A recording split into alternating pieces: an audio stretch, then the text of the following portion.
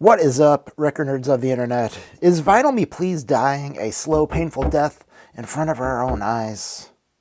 Let's talk about that.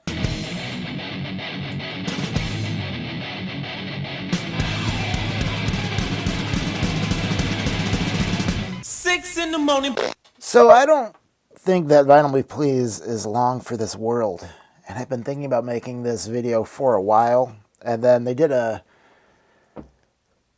sale yesterday, and I'm like, I need to do this video because I think we can watch them circling the drain in real time right now at increasing speed.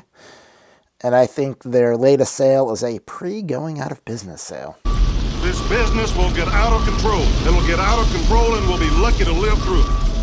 So let me get you caught up on the past year of evidence that I think that they're degrading their own product in what I could only assume is an attempt to grab cash to stay afloat.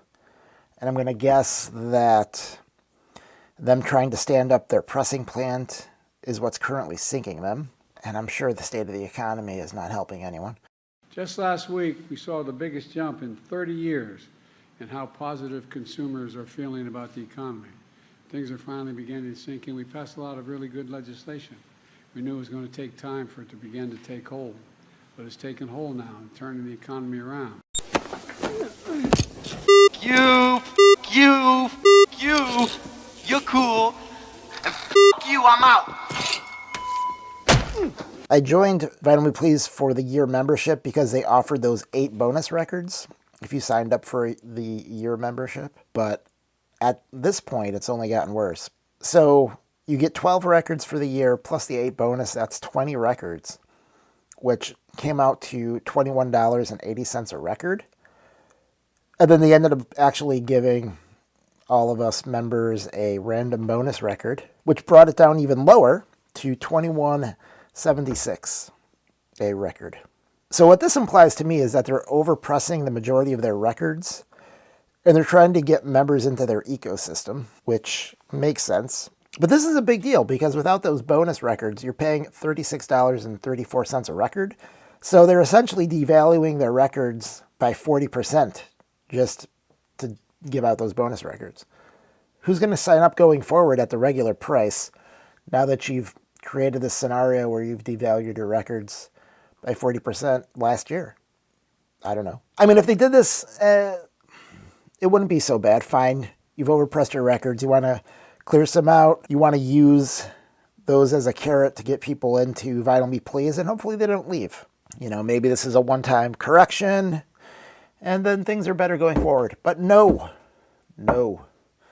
Things have gotten worse. On top of that, they started doing 40% off sales. And at first, the 40% off sales were just in-stock merchandise, and you couldn't use your credits on it, so if you don't know how it works, every month you get a record. If you don't want that record, you can choose to swap it for another record in their catalog, or you can exchange it for credit on other stuff that you buy going forward. And normally with the sale, you couldn't use that. It's kind of crappy because it's money that you put into Vinyl Me Please, but I see what their point is. They're trying to keep you from just getting swap credits for everything and then buying it at a reduced rate, which, I mean, only works if you plan on doing 40% off sales continuously, which I think they're doing. So we'll get to that in a second. I mean, but still, like that Miles Davis box set, I got that for 40% off. 40% off. And you can watch that. There'll be a thing over here with that video, and then there'll be some other videos. So watch to the end and you can see what those videos are all about. So again, like if this is a one-time thing, it's not so bad, right? Like you do a 40% off sale that you clear out some stuff, you grab some cash. That's fine. But they've done 3 that I know of in the past 4 months. What are you doing? And maybe they're still making a small profit at 40% off, but that can, you can't sustain your business giving away everything for 40% off. And again, like I believe these sales are going to continue because last month they put out a moratorium on buying the monthly releases for, I think it's 3 months. So like normally immediately after a record is released, or even as the record is released, like the monthly records, they have different tracks, as they call them. You could buy another record from the track. Well, they've kind of disabled that for 3 months, which to me implies that, so going forward, they're going to continue these 40% off sales. And so I'm guessing that this is their way of people dropping their memberships entirely, is to say, hey, you can have these records before other people have them. But it's like a Band-Aid on a severed wound at this point. Like, what is that going to do for you? Not much. But it gets worse than that, people. The 40% off sale, you couldn't buy any pre-orders, but now you can. So their long overdue Impulse box set that they've been touting for years now, because I think it's been years since they said it was going to come out, you can now get that in pre-order for 40% off right now. And you have been able to for, I think, the last 2 sales. And guess what? It's not even sold out. You can still get them. And it's limited to, 5,000? So that means that this box set that they've been banking on for years doesn't even have enough people willing to buy it at what is essentially half off. Like, that's insane. But wait! There's more! But it gets worse than that. Starting yesterday, I'm like, holy cow, this is a problem. You know what? Let's have something that's... So let's talk about this. This record right here. They just started a sale yesterday where some of their records are 70% off. 70% off some of these records. You can get Bright Eyes, I'm Wide Awake, It's Morning for $11. $11. It's a $40 record. And there's a couple other records that are $11 or $12, but most of them are over $20, so it's not that bad, right? Nope, it is that bad. Because right now, there's another 40% off sale happening. So you can get that Bright Eyes record for not only $11, but for $6.60. A $40 record for $6.60. And now you're thinking, okay, that's bad. But at least you have to be a member to get the sale, right? And you need to be a member to get the 70% off sale. No, you can go do it right now. You don't need to have a membership. Go and buy it. Go buy all. You can buy 2 of them. They'll let you buy 2 at $6.60. So go out and buy it. And not only that, you can get this. This just came out semi-recently. You can get this for $29, but 40% off. So it's $17.40. This record is amazing. It sounds great. If you like Herbie Hancock, if you like funky avant-garde jazz, this record sounds great. Go buy it for $17. You can get this Gangstar record. This one's on sale. You can get this for $32 minus 40%, which is $19.20. You can get this Miles Davis for that price as well. And John Coltrane's Sunship for, what did I say? $19 and, no, wait. 75 years later. Yeah, $19.20. That's a great price. And you can get this Aesop Rock record. They've put it on sale for $36, but after 40%, you can get it for $21.60. And you can use your swap credits now. So, I don't know, like, you might as well grab some valuables out of the house while it's burning down, because they're giving this stuff away practically. How long can Vinyl Me Please stay in business? Like, is this a viable business at this point? Is anyone going to renew their membership? If I had a crystal ball, I see Vinyl Me Please folding in the next year or 2, if not sooner. And I foresee anyone with a membership like me, if you have a membership while they go out of business, go through bankruptcy, you're not getting your money back and you're not getting records. And if you have a pre-order, same thing. So I'm hoping that I'm wrong, and I hope that they can turn this around. But, I mean, I don't know, man. I don't want to be stuck on a sinking ship. And when my membership expires in April, I'm not going to renew, regardless if they're doing bonus records or not. Because if I can just wait for there to be a sale and I can just grab them for 40% off and they're going to sell records at 70% off, why am I paying $36 a record for a year membership? And if you do a smaller membership, it's even more money. Like, why would you pay $40 for a record they're going to eventually maybe sell for $20? It just doesn't make any sense to me.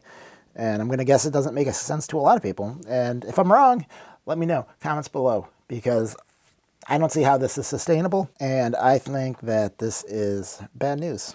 However, I mean, I think they could turn it around. I think what they need to do is they need to concentrate on what they do best, and that is not putting out like fancy version of records that are currently in print. Like this record is cool, but I can get this cheaper. Well, not right now, but cheaper when this came out from Rhymesayers for like it was half the price from Rhymesayers, I think, or maybe $10 less. So I don't know about this. I don't know if this is available other places or this. So these are cool, but like you overpress them and now you still have them years later. Like I got these records from them as bonus records. Like I was hoping that this Gangstar, I think this Gangstar was out of print, but like clearly you overpriced it because you still have it available. I was hoping for more Gangstar records from Vinyl Me Please, but that's probably not going to happen. And this Herbie Hancock, I don't believe that there's another pressing of this. Like these are awesome. Like I want to pay for these. Like if this is all they did was stuff like this and the other record, like the Coltrane and the Miles Davis and the Gangstar, I would sign up. Like, I think the Aesop Rock is cool, but I don't need that in particular. Find records that are out of print. Find records that have never been released on vinyl and do them. And people will buy them. And then they do that other thing where it's like a variant of a record that's being reissued, and then they'll do like 500 or 1,000, and the only difference will be that they'll number them. But then instead of being $25, they'll be $40 or $50. And like, what am I really paying for? Don't do that either. And what else I would do? I would probably cap the number of memberships that I allow. So like this is in a VMP Essentials track.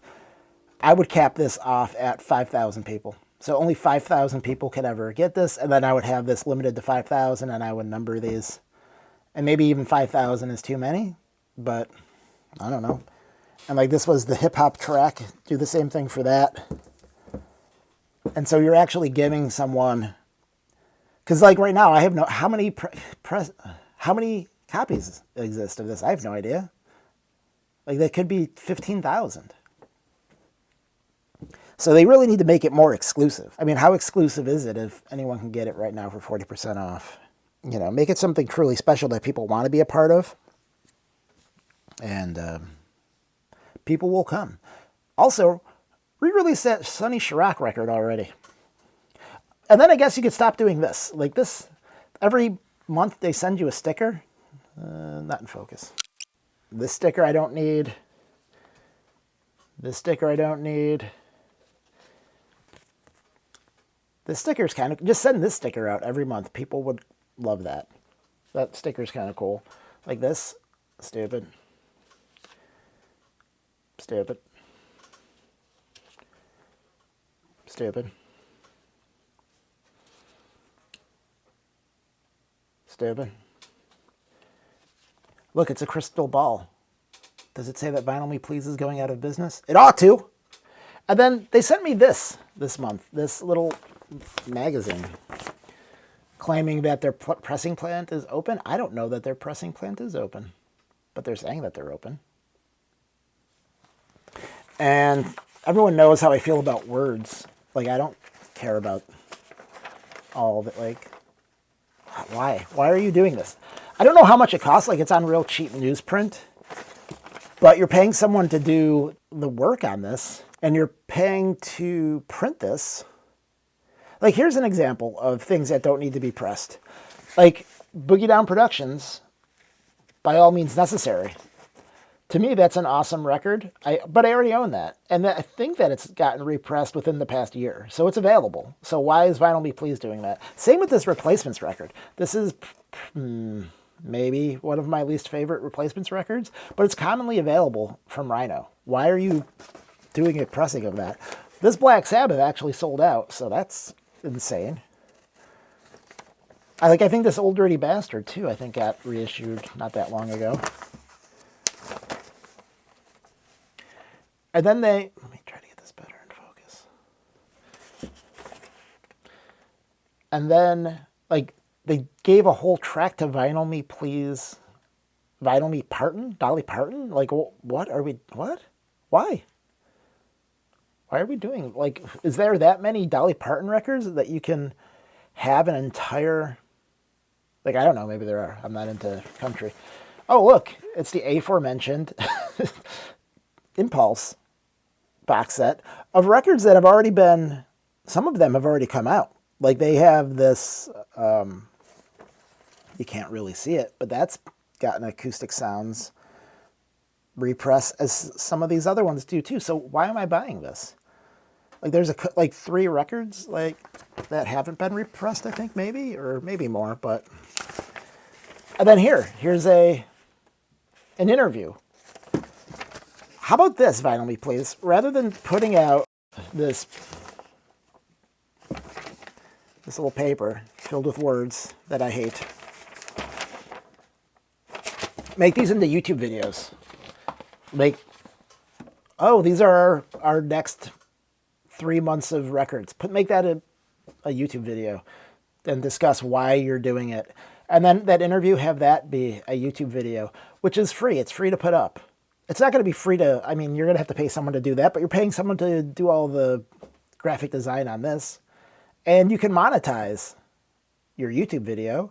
And if you have interesting content on there, you could have lots of subscribers and you can make some money. It's not good money. No one's making good money off YouTube anymore, I don't think, or very few people. But it's better than paying someone to put this out and paying to have it pressed. I don't know. Am I being too hard on Vinyl Me Please?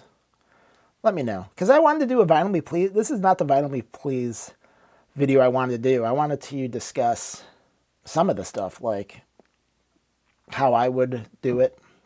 I wanted to make that a whole sort of video, but like right now I'm just looking at Vinyl Me Please saying they're on fire. They're going down. This is like their last gasp. This is their death throes. They are dying, and we're watching it happen again in real time. But, you know, 70% off plus 40% off some records. I don't know, buy them, I guess. Because normally, like, I would say 50-50 chance it's going to be the best version out there. And if it's not, it's still a decent version. I've never heard a Vinyl Me Please record that was bad. And you could say, well, you know, split seams or whatever. Like, I've never had any split seams. I did actually get a record that was damaged, and it was shipped damaged. It was damaged before they shipped it because no other records were damaged in this. And so I reached out to them to try to get it replaced. We'll see how that goes. And if they don't replace it, I'm going to slam them again. Is this a slam, or am I just pointing out the obvious that this is bad? I'm not trying to say that I know definitively that they're in trouble, but this looks like trouble to me. I mean, I had a record store that went out of business. I know what businesses look like when they're going under and you're trying to grab money from any place you can, even at the expense of your own business. Like, what are you going to do? You got to do something. So, I don't know. Good luck, Vinyl Me Please. I will not be renewing. Have a good day.